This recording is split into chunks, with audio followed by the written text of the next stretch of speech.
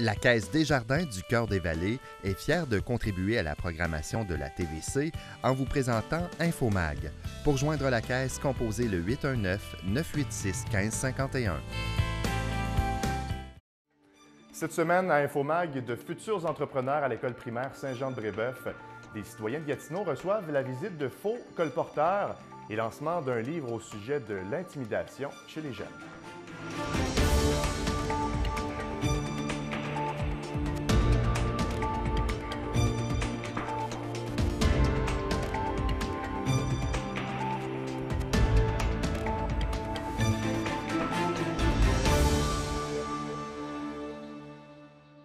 Bonjour à vous à la maison, je m'appelle Mathieu Daou, bienvenue à votre magazine d'information locale.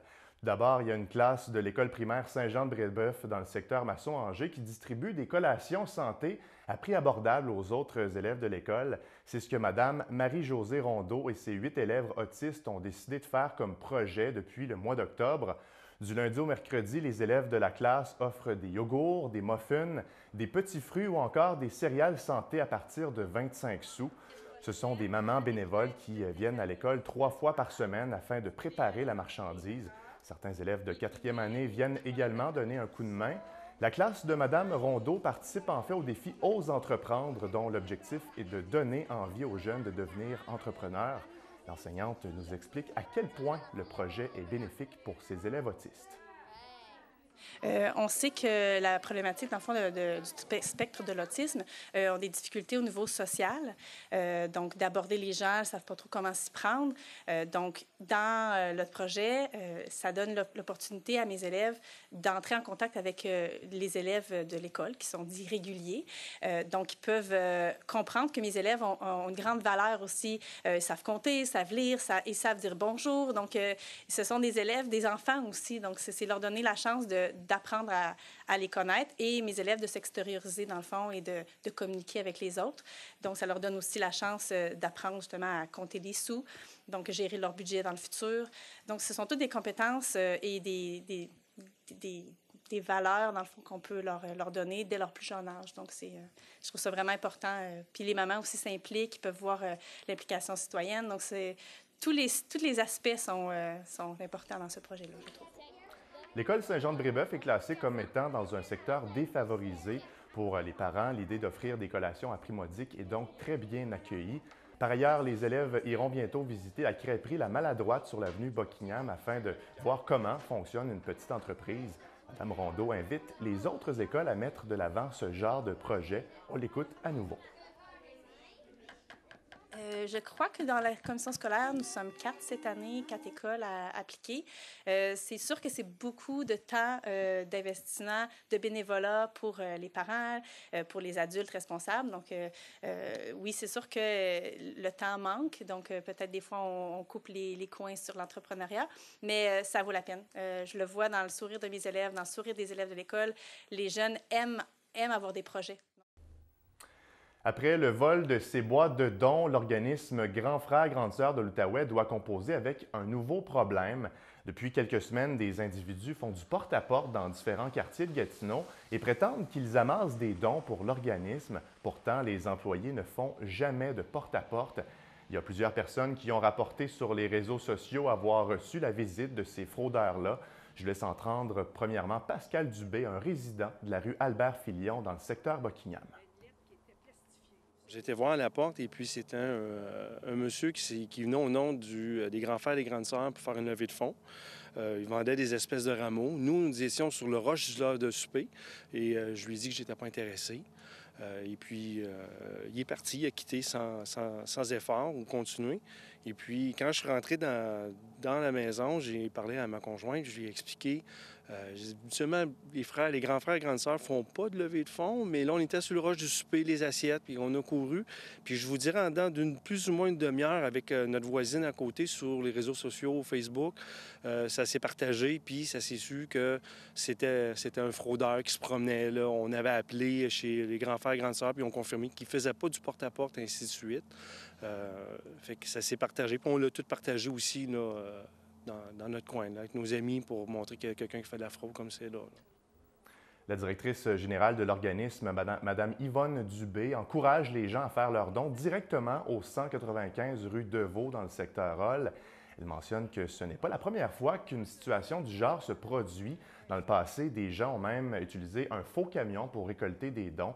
Depuis ce temps-là, tous leurs véhicules sont lettrés et les employés ont des gilets et des manteaux bien identifiés. Mme Monique Guindon habite elle aussi sur la rue Albert-Filion et a reçu la visite d'un fraudeur. On l'écoute.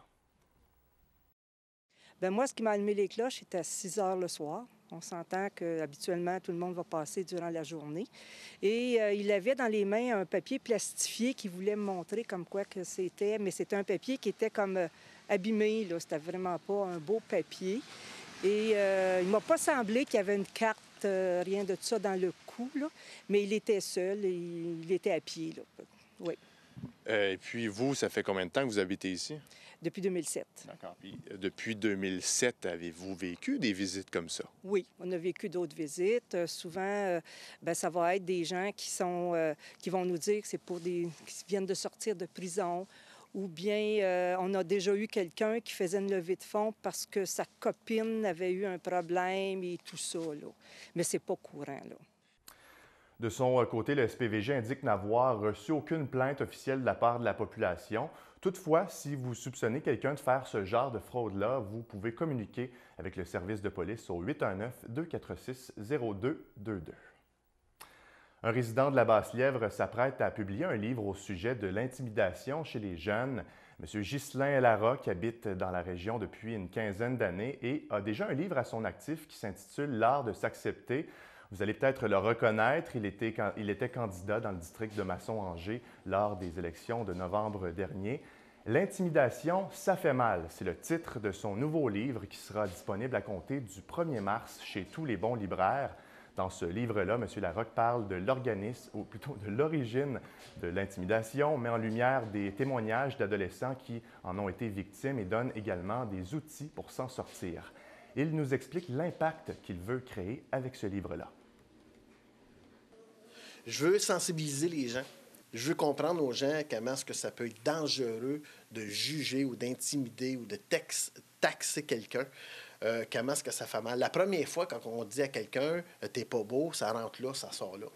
Mais plus qu'on va le mentionner une personne, plus que le cerveau, lui, c'est là que ça devient dangereux. Le cerveau, il l'enregistre. Puis il commence à dire le contraire. Tout le temps qu'un intimidateur ne peut pas frapper plus fort. Donc, s'il n'est pas capable de me faire changer une idée, de me faire croire que je suis pas beau, je suis laid, je suis pas capable, mais il va aller voir une autre victime. Donc, je crois que le meilleur outil, c'est les gens qui sont victimes d'intimidation. Ça, on a fait augmenter leur niveau d'estime de soi. On leur fait comprendre, regarde, c'est pas vrai que t'es pas beau, c'est pas vrai que t'es pas capable, là. On passe par-dessus ça. L'intimidateur va voir qu'il n'y a plus aucun impact, va changer de victime. Donc, si on s'aide tout à devenir plus fort, puis je pense que c'est la meilleure solution pour essayer de combattre l'intimidation. Au cours des 3 dernières années, l'auteur a eu la chance de rencontrer plusieurs jeunes lors de conférences qu'il offrait au sujet de l'acceptation de soi. M. Larocque a lui-même été victime d'intimidation et a eu beaucoup de difficultés à s'accepter comme il est.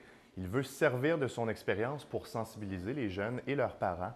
Encore une fois, on écoute Ghislain Larocque. J'ai rencontré à travers de mes conférences beaucoup d'adolescents entre 16 et 19 ans. 19 ans, je les rentre encore comme ados. C'est au début de leur vie. Et puis, ils m'ont conté des histoires qui m'ont beaucoup touché. Moi-même, j'ai vécu beaucoup d'intimidation quand j'étais jeune. Donc, je les comprenais. Puis, il y avait tout le temps l'histoire que j'ai pas d'outils. On est tout le temps dans les écoles. Je ne rapproche à rien. Tu sais, les écoles essayent de combattre. Les médias essayent, les policiers essayent d'arrêter de combattre. Mais il n'y a pas d'outils encore 100% efficaces. On a tout le temps tendance, à chaque fois qu'il y a une intimidation, de courir après l'intimidateur. On le blâme, on le poursuit, on lui met des charges. Mais je trouve que c'est la pire façon de le faire parce que plus qu'on se venge sur un intimidateur, plus qu'il devient féroce. Le lancement de son livre se tiendra le 27 février à la salle de bowling de Buckingham, située au 220 rue Sauvé. Si ça vous intéresse, l'activité commencera à 19h30. Sur une note un peu moins positive, c'est jamais plaisant de parler de ces choses-là.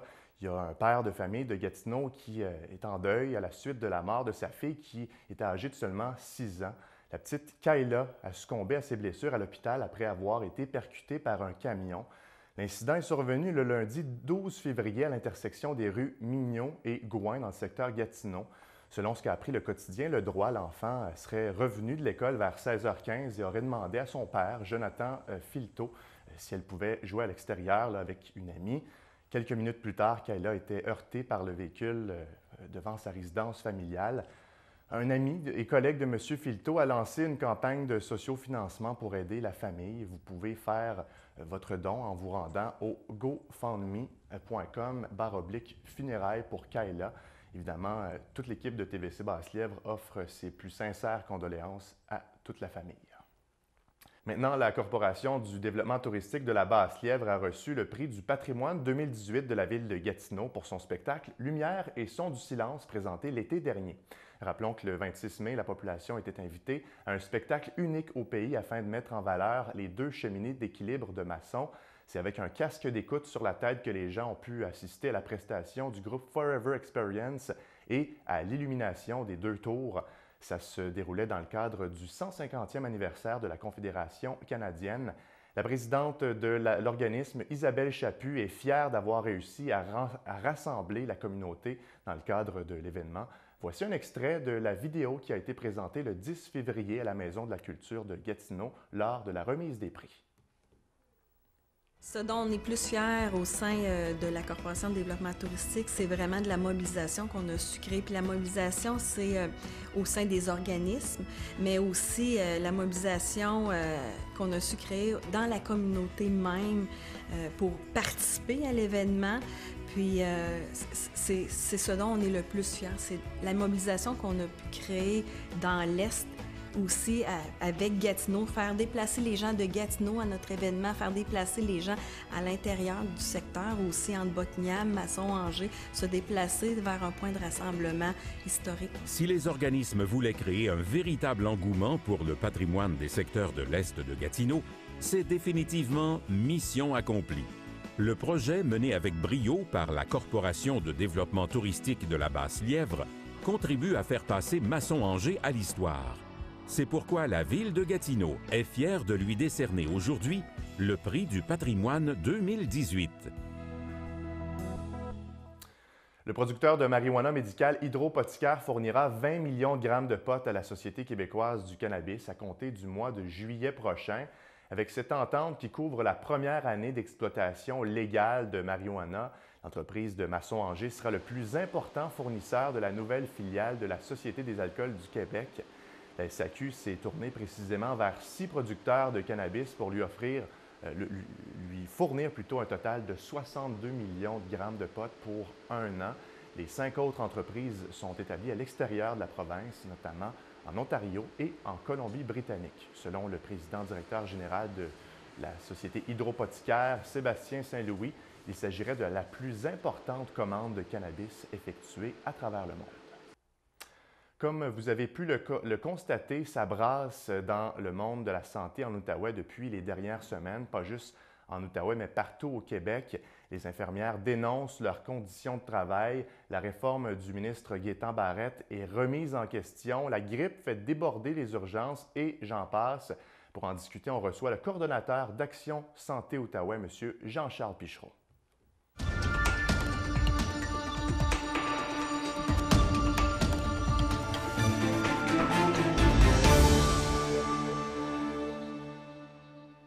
Monsieur Pichereau, merci d'être avec nous. Merci à vous de me recevoir. J'imagine que l'organisme est assez occupé. Il l'est toujours, mais surtout depuis les dernières semaines, si je ne me trompe pas. Exactement. Ouais. Les médias, vous et d'autres demandent beaucoup de réactions. Ça bouge énormément au niveau du réseau de la santé.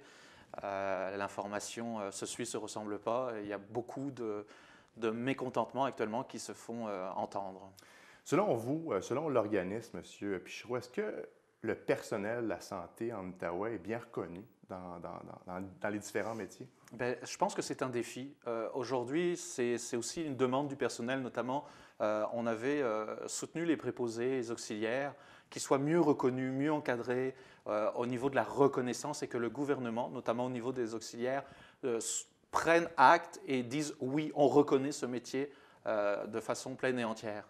Même chose pour les infirmières. Les infirmières demandent d'être reconnues en tant que telles. C'est quand même un métier important. Si on n'avait pas d'infirmières, imaginez ce que serait le réseau de la santé. Donc, oui, il va falloir travailler à une reconnaissance. Je souligne que le ministre Barrette a dit qu'il voulait travailler en synergie et en collaboration avec les infirmières et pas en adversité.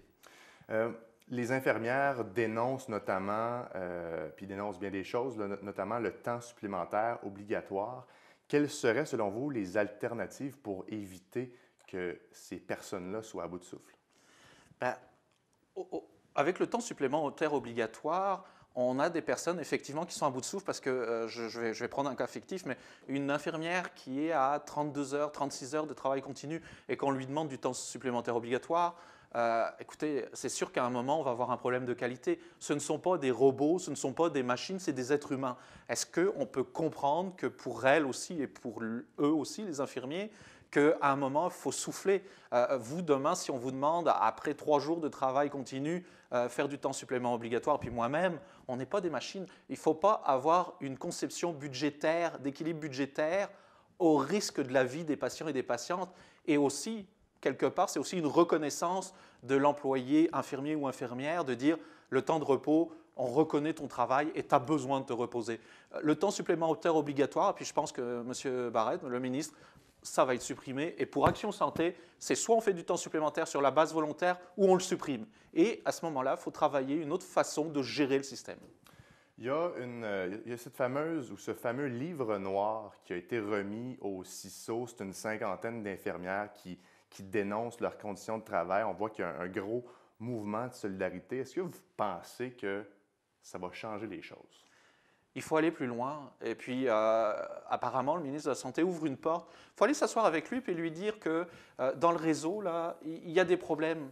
On est souvent, puis moi je dénonce, Action Santé, via le conseil d'administration et nos membres, on dénonce l'équilibre budgétaire au risque des patients. On le voit, on a eu des gros problèmes en santé, on a des gros problèmes avec le personnel. En plus, le personnel dit qu'il est à bout de souffle, préfère traverser la rivière pour aller travailler ailleurs. Donc, on a un problème de recrutement. On a un problème avec les patients. Il y a tout un travail. On doit absolument avoir une variable qui est le patient. Revenir à la base essentielle. Le service public, ça doit rendre des services publics à la population. Que le privé existe, OK.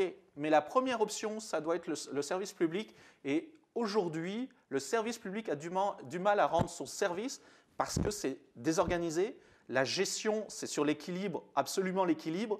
Mais je dirais, à contrario, on a un problème avec tout ce qui est coordination des services, on a un problème avec les services rendus à la population. Encore ce matin, j'avais quelqu'un dans mon bureau qui disait que c'était affolant de voir comment c'était désorganisé et que, honnêtement, c'est très difficile d'être malade aujourd'hui dans un système de santé du réseau québécois. Donc, lorsqu'on est malade, M. Pichereau, on va dans les hôpitaux, nos hôpitaux ici en Outaouais, les services qu'ils nous offrent ne répondent pas à nos besoins? Ben, ne répondent pas toujours ou répondent pas adéquatement. Pas adéquatement. Vous savez, moi, je suis intervenu chez vos collègues de Radio-Canada sur la radio-oncologie. On ne peut pas accepter que les machines ou l'informatique soient en panne et puis dire ben là, on ne peut rien faire, puis tant pis pour les patients. C'est inadmissible. Les patients doivent recevoir le service. C'est un service public, ça le dit. On doit rendre service au public. C'est le contribuable qui paye, c'est nous. Moi, je suis d'accord de payer des impôts. Puis pour avoir ce service public-là, on veut que le service public travaille à rendre son travail public et qu'on arrête d'être sur obligatoirement des statistiques de gestion. On est dans de l'économique, mais l'économique et la santé, c'est très contradictoire. Il y a les hôpitaux, mais aussi les urgences. Qu'est-ce qu'on vit dans notre région côté urgence? Encore une fois, on nous a mis un coordonnateur, Dr Gillot, pour qu'il soit au niveau des urgences. On nous avait promis un plan d'action. On nous avait promis la fluidité des services. Il y a encore beaucoup de travail. Action Santé Et les membres du conseil d'administration ont demandé à rencontrer Dr Gillot, qui est le coordonnateur des urgences. Nous n'arrivons pas à le rencontrer. On a des choses à lui dire. Nous, on veut savoir pourquoi ça ne fonctionne pas. Puis, nous, on ne parle pas parce qu'on a envie de lui parler. C'est parce que nos membres nous demandent d'aller parler pour eux, puis de dire que ça ne fonctionne pas. Vous allez en France, ce matin, j'avais quelqu'un qui disait si on était en France, ce serait la révolution. En France, si on attend plus de 3 heures, les gens vont hurler, vont brûler des voitures. Ici, là, en Outaouais, là, on peut attendre jusqu'à 3 jours. On est arrivé à un moment où on accepte l'inacceptable. Et en terminant rapidement, un des seuls points positifs qu'on a entendus au cours des derniers jours, c'est que le CISO arrive en 3e position côté lavage de mains. C'est une bonne nouvelle? Oui, c'est une bonne nouvelle. On va le souligner. C'est sûr que je peux être très critique et avoir la dent dure contre le CISO, mais je tiens à souligner qu'ils sont arrivés 3e, ce qui n'était pas le cas il y a déjà 1 an. Donc, ils ont fait des gros progrès. On tient à le souligner, à faire un clin d'œil, puis de continuer à persévérer dans le bon sens. Il y a encore beaucoup de travail, puis il faut aussi que tous les paliers, tous les médecins, chirurgiens, infirmières, auxiliaires, préposés, tout le monde se parle et arrêter d'être dans des corridors de service. Il faut que tout le monde travaille en synergie autour de la table. Encore une fois, c'est nous, vous, moi, les patients et patientes de l'Outaouais qui vont être les grands gagnants de ce système de synergie de travail. Arrêtons de travailler en silo, s'il vous plaît. Pour une fois, écoutez les patients et les patientes qui, eux, demandent que si le chirurgien, le spécialiste parle au médecin, qu'on arrête de complexifier les choses, qu'on simplifie. Et je peux vous dire que ça va changer. Jean-Charles Pichereau, vous êtes coordonnateur d'Action Santé Outaouais. Merci d'avoir été avec nous pour discuter de la situation de la santé en Outaouais. Merci, à bientôt. La Caisse Desjardins du Cœur-des-Vallées est fière de contribuer à la programmation de la TVC en vous présentant InfoMag. Pour joindre la Caisse, composez le 819-986-1551.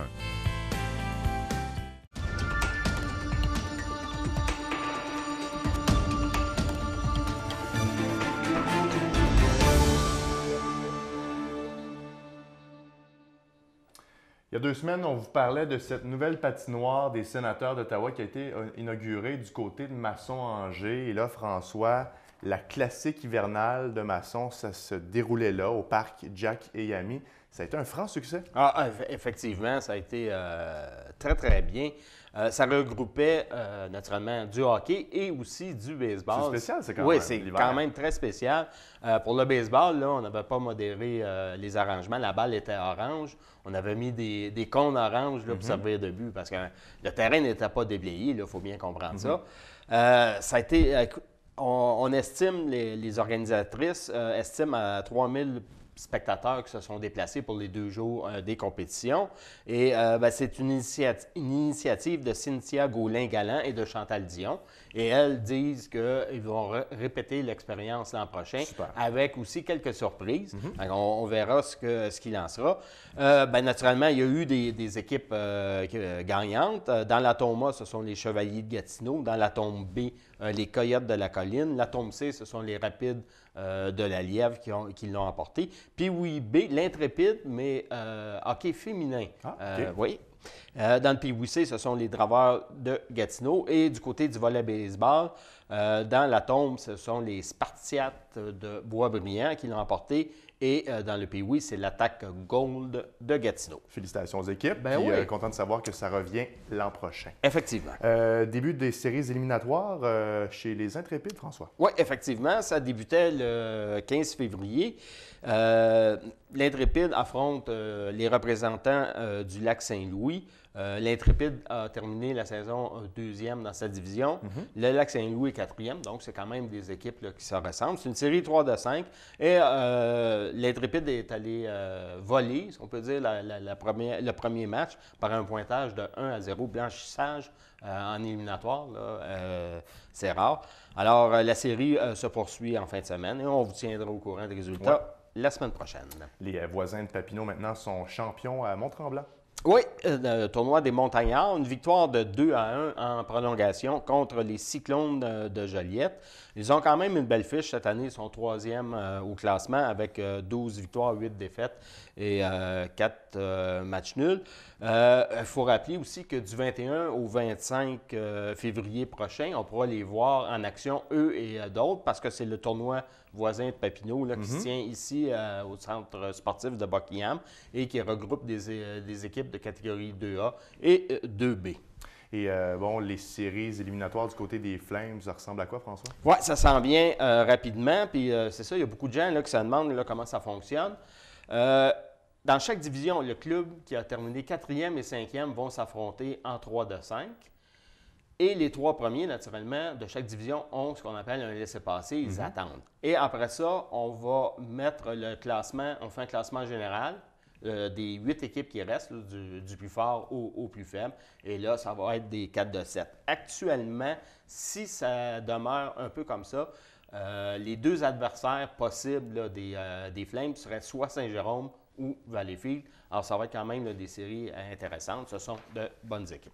Il y a maintenant l'Association de soccer de Masson-Angers qui a été suspendue. Oui, qu'est-ce qui s'est passé?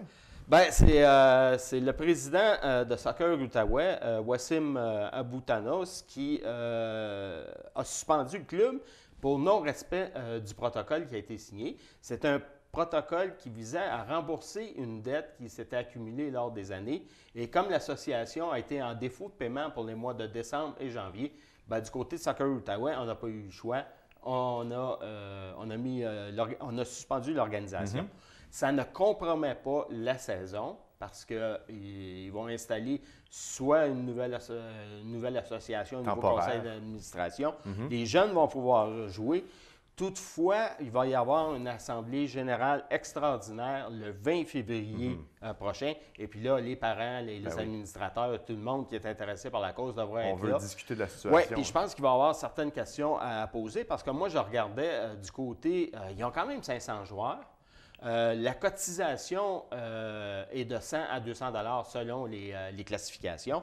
Alors, je ne sais pas, là, je pense qu'il y a quelques questions à éclaircir là, du côté des finances. Est-ce que c'est l'adhésion à Soccer Outaouais qui est trop chère? Est-ce que, en tout cas, il y a sûrement là, des questions qui devront être répondues par le conseil d'administration de ce côté-là.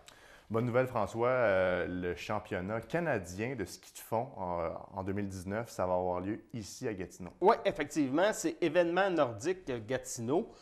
C'est la même organisation qui a organisé il y a 2 ans le ski tour là, qui a eu lieu au parc Jacques-Cartier, là, une étape de la Coupe du monde là, en sprint. Et c'est eux qui reviennent à la charge et aussi accompagnés dans la démarche des clubs Skinook, Nakartok et Chelsea Nordique. Tout ce beau monde-là va travailler ensemble pour tenir là, ces championnats canadiens en 2019. Ça fait 15 ans qu'on n'a pas eu un événement là, du genre ici en Outaouais. Et naturellement, bien, l'excellente organisation des championnats de l'Est du Canada qu'on sait qui reviennent à chaque année, bien, c'est pas étrangère à ça. Alors, c'est pas étranger à ça, pardon. Alors, on verra ça l'an prochain. Ça va être du ski de haut calibre. Ça fait le tour des sports. François, merci beaucoup. Ah, ça fut un plaisir, Mathieu. Si vous avez des questions, des commentaires, écrivez-nous à l'adresse qui apparaît en bas de l'écran. On se retrouve la semaine prochaine pour une autre édition d'Infomag. Salut!